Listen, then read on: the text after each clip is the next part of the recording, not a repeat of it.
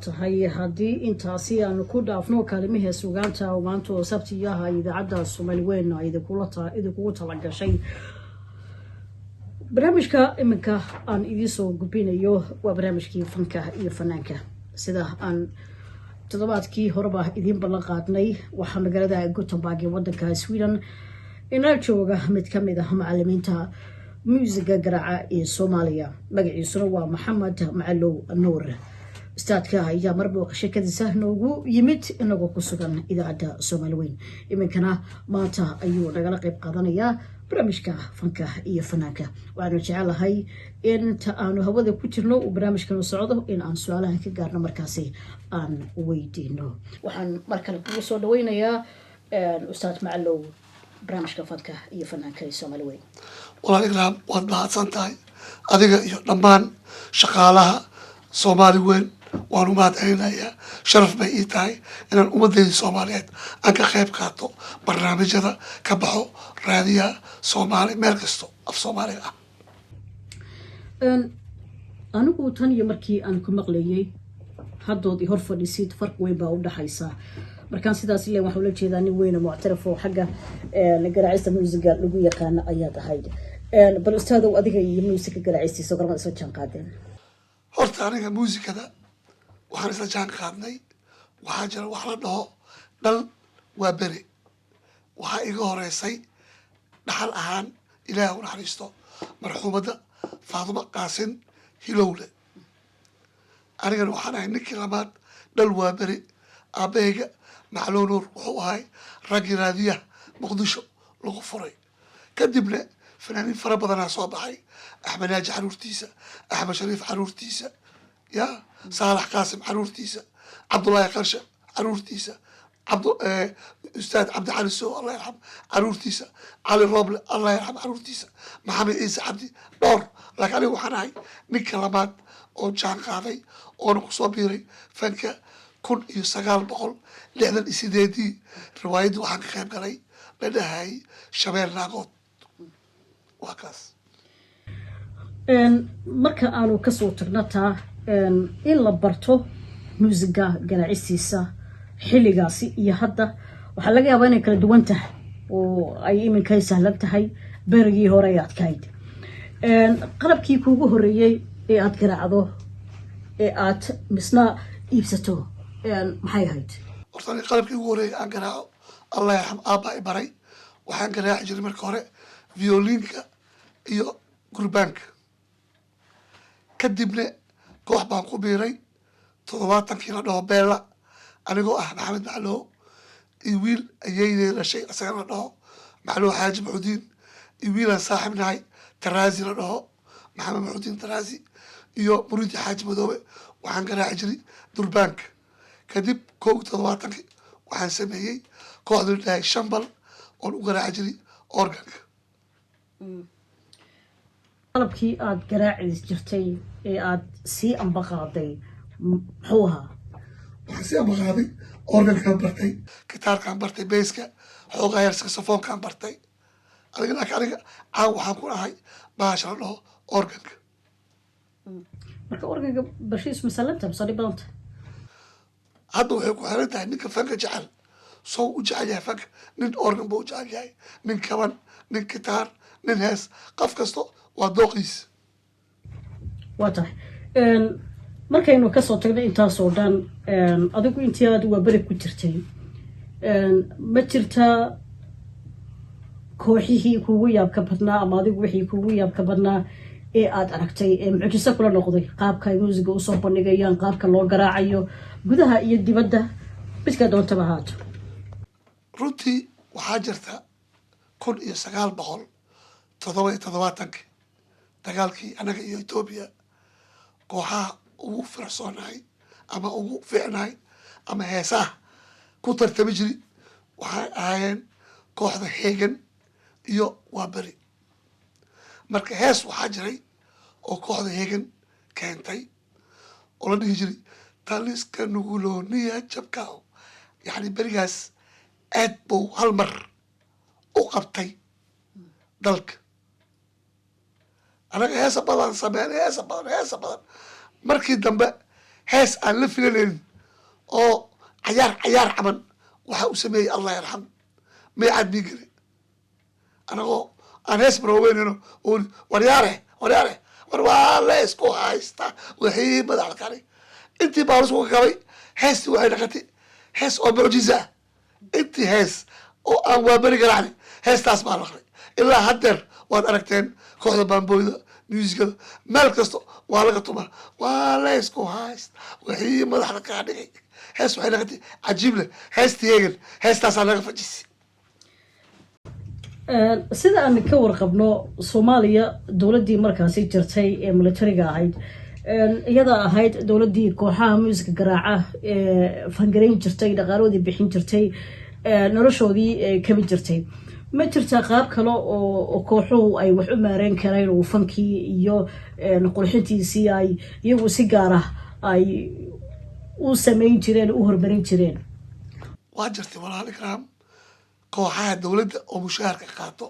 10 ay ahayn 10 koox marka kooxa kale ayaa jiray oo madax banaan oo dowladana ku jiro masalan fiiri anaga waa bariyaan ahayn Soomaali jaasaan qabnay kooxda iftin ay qabtay oo xuruub ka tumi jirtay booliiska waa jiray koox fara badan waa jiray laakiin hadba fanka oo yani iskooda isu maamuli jiray waxay ahayn fankii banaadiriga ay ahayn oo kooxa badan heesaa badan muusigiista badan ay soo saareen oy ku soo baxeen heesahooda oo lagu bartay oo caan ku noqdeen waxaa jirta su-aal aniga maskaxdeyda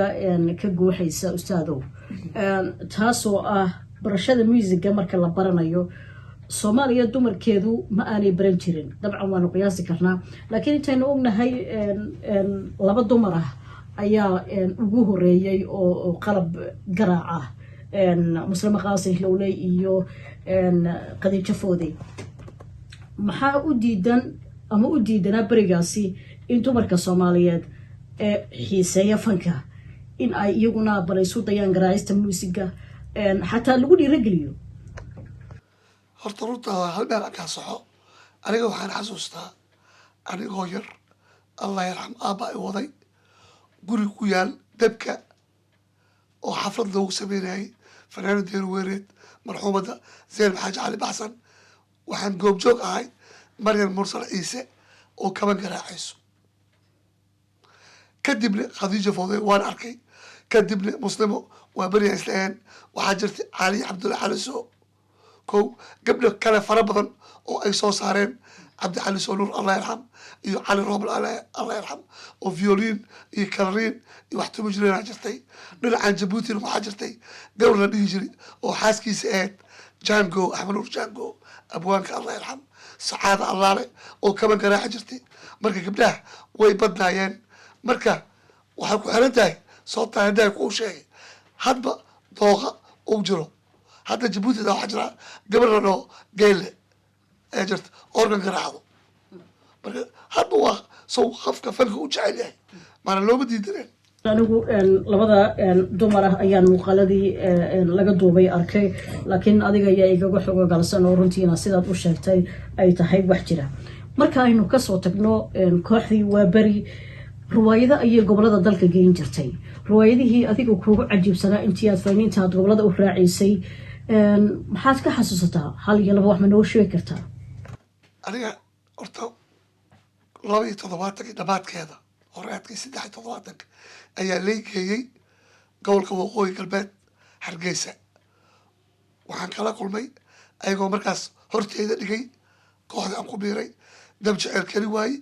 iyo jinni iyo jecel aniga waxaan la dhigay bad jecel badanaa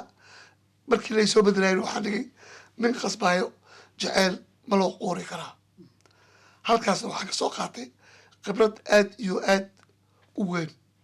sababtoo waxaan soo baranay allah yarxam Axmed Nuur Jango iyo abwaaniintii halkaas joogtay iyo Saalax Qaasim Axmed Cali Cigaal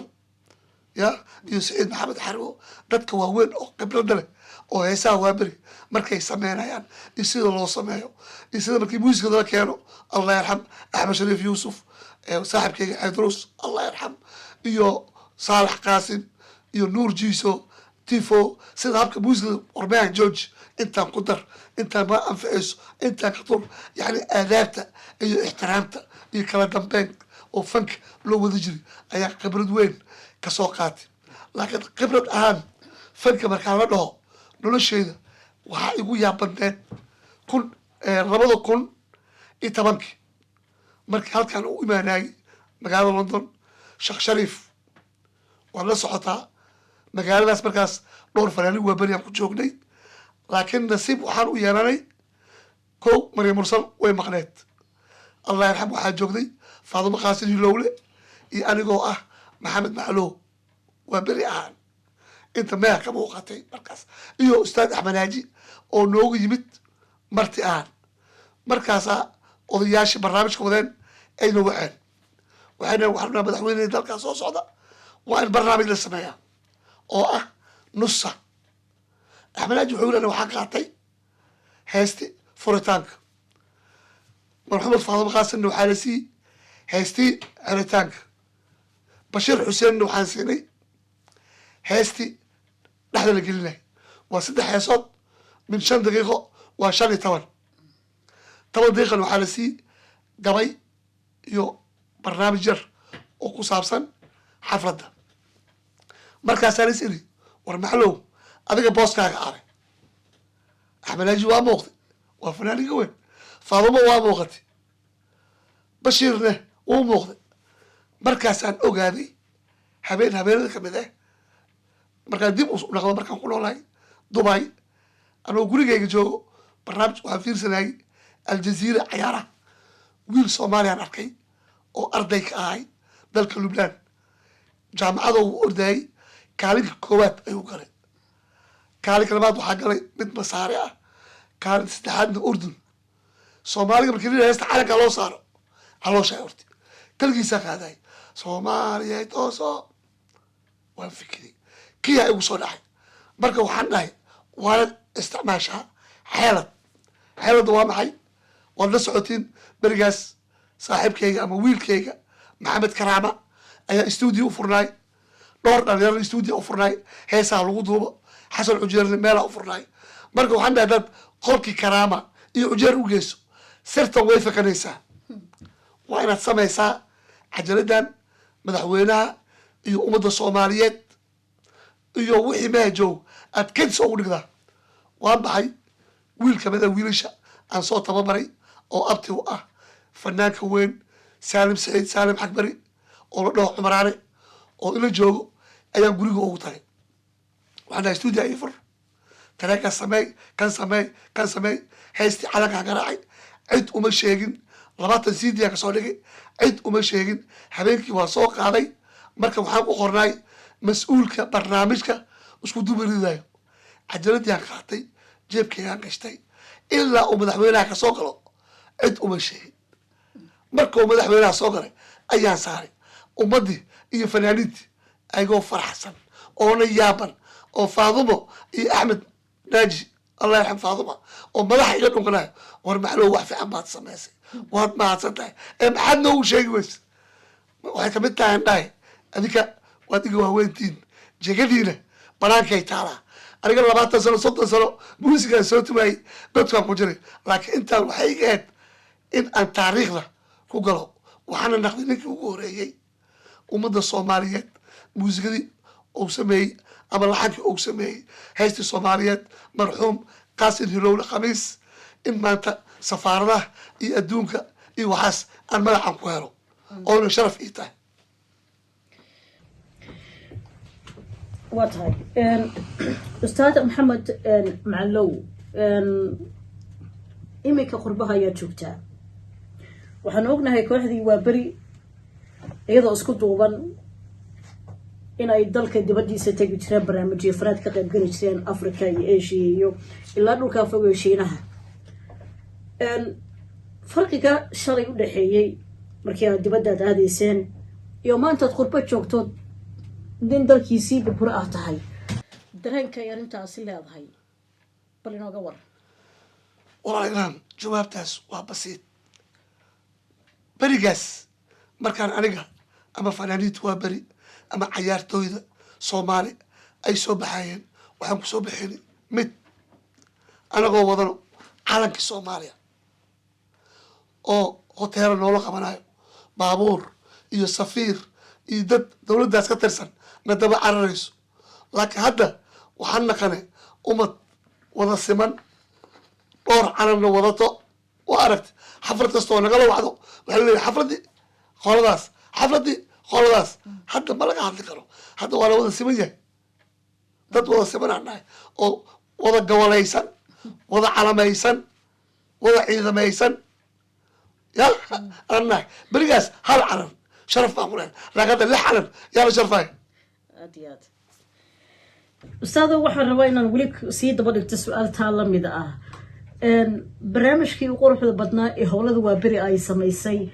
oo hidii dhaqankii iyo ciyaarihii qoobka ciyaarkii ee aada adigu tagtay dareenka iyo sabcadda iyo magaca ay berigaasi fanka iyo dalka soomaaliya bay usoo jiiday maxay ahayd aniga dhowr xafladood oo dibadda ayaan ka qayb galay africa ku jiro carabta ku jirto yurub ku jirto laakiin waxaa aad iyo aad oo dareenkayga aan mar iloobenin xafladdii aan ku aaday suudaan yani waa xaflad aad iyo aad u qiimo badneed waxaan xasuustaa habeenkii aan soo baxeynay subaxii waxaa xaflad noo sameeyey safiirka noo fadhiyey dalka suudaan saciid xaaji nuur aniga iyo xasan iyo axmed haaji waxaan u kala soconay inaan sacuudiya soo marno xasanna uu soo maro dubai iyo kuwait habeenkii markaa xafladda dhameynay subaxii waa la iloobi baasabooradeena in la geeyo safiiradii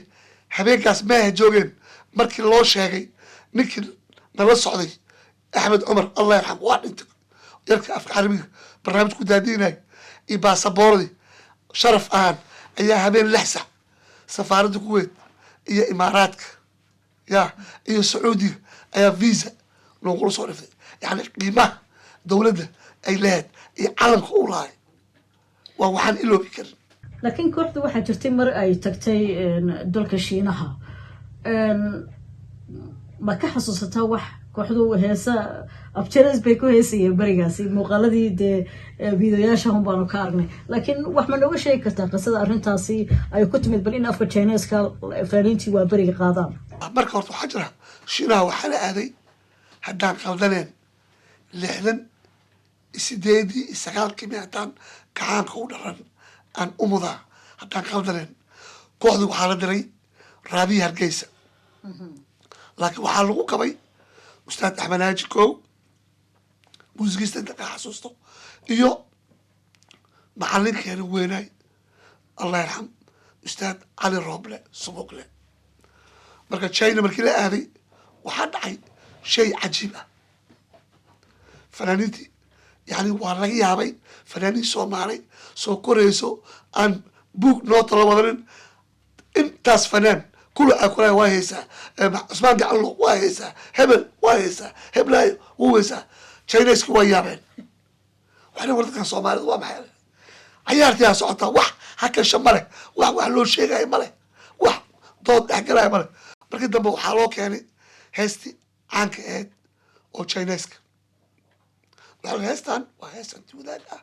waa inaad habeen dambe madaxdiyaa loo tumaya waa in heestii soomaali iyo chineska laisla qaadaa waxaa lasoo hordhigay 12 noot oo qoran oo buug ah bas ila markii waxaa lagu ceyntay waxaa la socday kooxda ustaad cali roble oo ah raggii ugu horeeyey isticmaalka talyaaniga 5 qafood talyaaniga loo diray oo muusigada lasoo baray oo 1958 miyaa ogi oo kusoo wareegay raadi muqdisho 58 meelahaas bas chineska maba laga waanin odaygaa loo dhiibi buugi isla markii waa wuxuu garanayo subaxii u fadhiistay ilaa kowdii muusigadii u xafaday fanaaniintii u qeybiyey heesta mataankaawad ku qoran tahay ayadoo ingiriisna way qoran tahay raggii fanaaniintii kala joogay alla yarxam kullu ustaad axmed haaji maxaasahay waxaa ku jiray cusmaan gacallo iyo gabdhihii ku jiray maxasuustay ahayd heesihiina waa la xafadsiiyey waxay ku qaadatay 7 sac habeenkii heestii oo sidooda ah ayaa loo qaaday jiraaska way yaabeen waxay leeyahay soomaalida markay rabaanne noodka way tumayaan markay rabaanne ma tumayaan way naga yaabeen waa tahay runtii soomaaliya fankeedii iyo muusigii kooxii garaaci jiraba taariikh qoto dheer oon dee maanta keli lagu soo koobi karin ka sheekeyntoodii bay lahaayeen iminka macalowow maalmihii ugu dambeeyey ama sanadihii ugu dambeeyey dadku markii qurbaha yimaadeen waadigu hadda ku dhow lahaa ummadii waxay wada yeelatay calamo iyo ciidan iyo maryo siyaasadda ayaa aada ugu iyaantan u xiiseysaa bal ka waran xaaladda waddanka maraya iyo dowladda hadda cusub dhalata iyo bal fikirka inugu biiri horta tan koowaad waxaan u hambalyanayaa madaxweynaha jamhuuriyadda federaalka soomaaliya mudane xasan sheekh iyo guddoomiyaha baarlamaanka iyo guddoomiyaha aqalka sare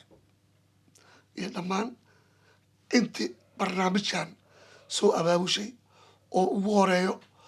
ra-iisul wasaaraha rooble oo ku guulaystay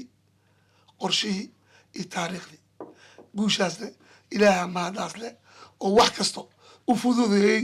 noo fududeeyey laakiin maanta waxaan rabaa inaan la hadlo ummadda soomaaliyeed iyo madaxweynaha cusub mudane madaxweyne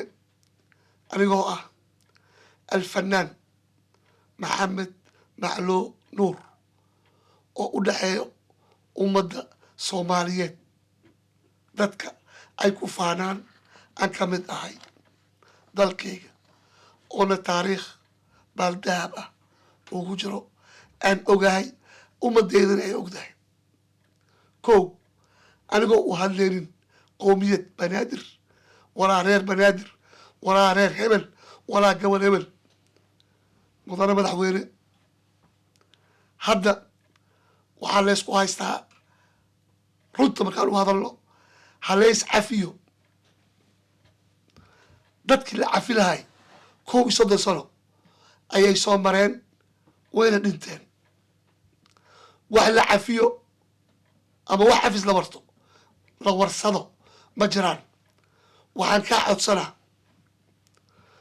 maanta iyo shalay war ayaa isoo gaaray oo ku saabsan gobolka banaadir mudane madaxweyne dalka wuxuu leeyahay dhaqan dalka wuxuu leeyahay xeer min isticmaalkii ilaa hadda 1 mar 2 mar 3 mar 4 mar isku xigto dowladdii maxamed siyaad bare ayaa qalad ka dhacay waad la socotaa in yaraan kaa xasuusinaa xasan abshir duqa magaalada u dhaqday abuuraas duqa magaalada u dhaqday cusmaan maxamed jeele duqa magaalada u dhaqday intii kalena waad ogtahay waan ogahay waan ognahay wixii ka dambeeyey dowladihii iskorsaarka kumeel gaarka kusii gaar u dhiib waa yeelaa ma yeelaayo car itaabo aday ku soo gaartay annaga waan noolnahay gobolka banaadir waxaa loogala degnaay waad ogeed ma sheegay afkeyga marow inuu ka soo baxo qabiil labada qolo degneed waa taqaanaa hadday runkaa tahay daacadkaa tahay u dhiib dadka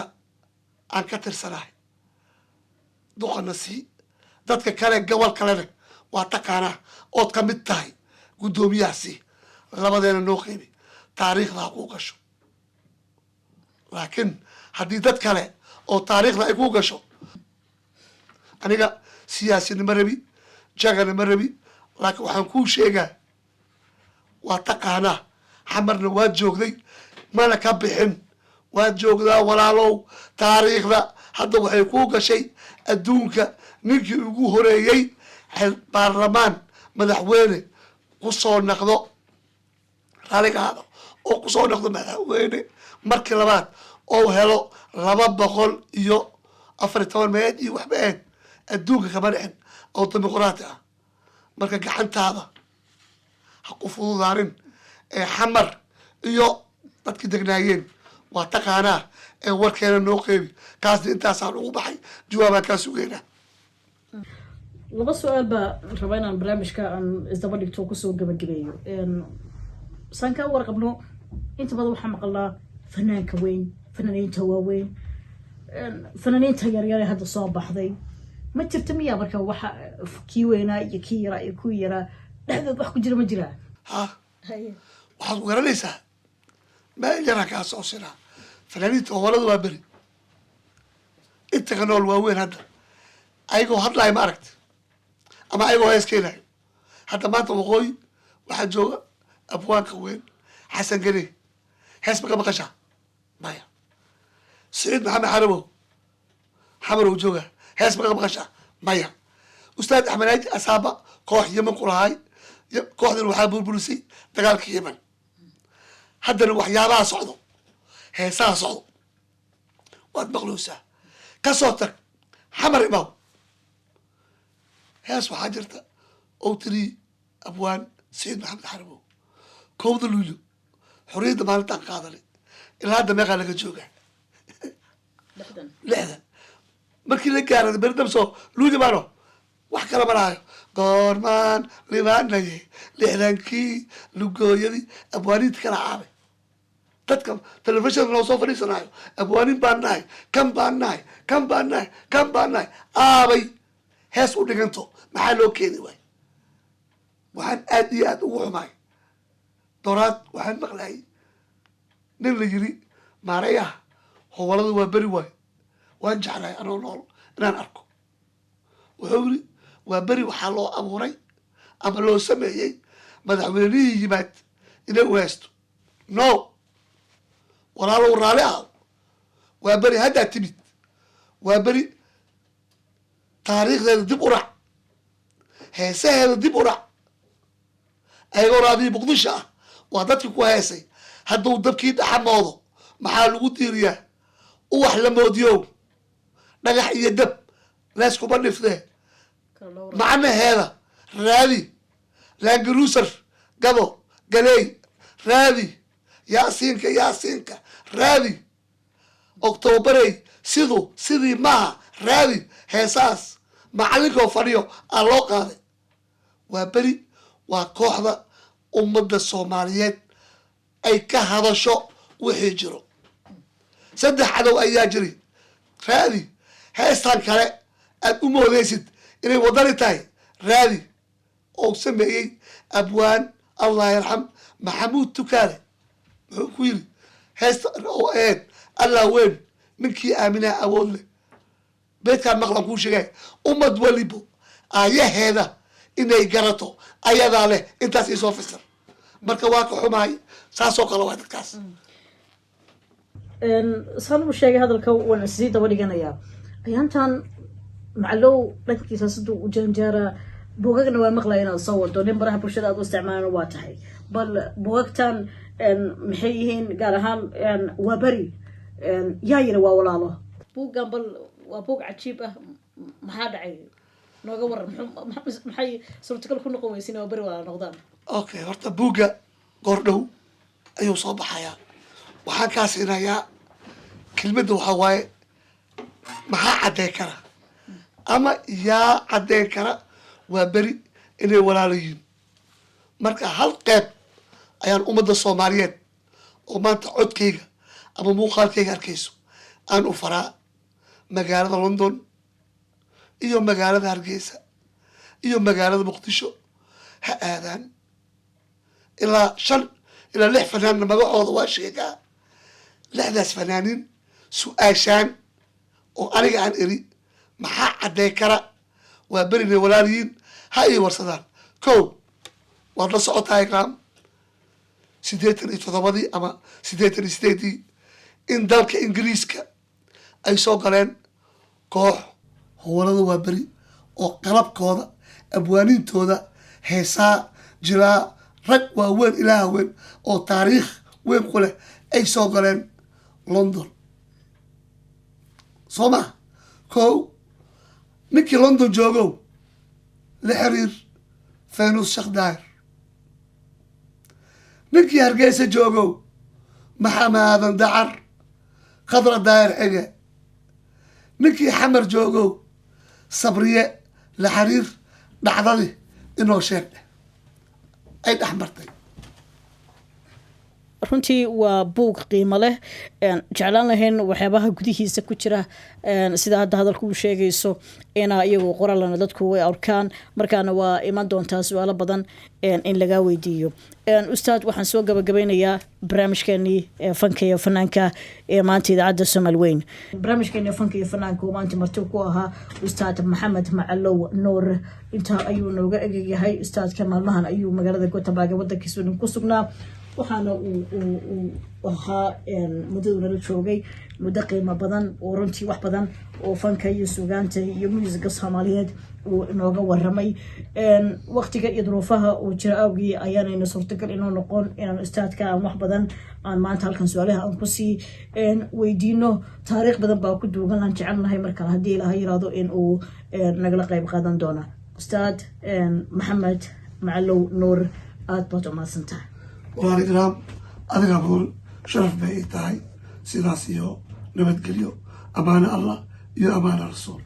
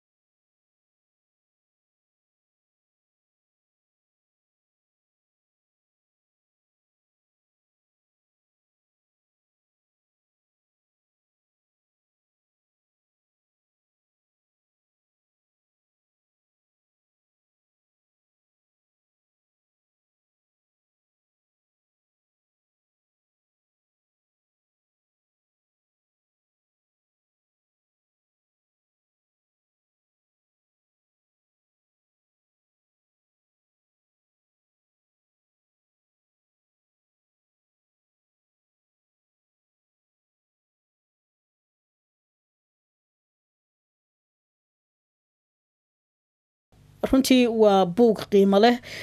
jeclaan lahayn waxyaabaha gudihiisa ku jira sida hadda hadalku uu sheegayso ina iyagu qoraalana dadku way arkaan markaana waa iman doontaa su'aalo badan in laga weydiiyo ustaad waxaan soo gabagabeynayaa barnaamijkeenii fanka iyo fanaanka ee maanta idaacadda Soomaali Weyn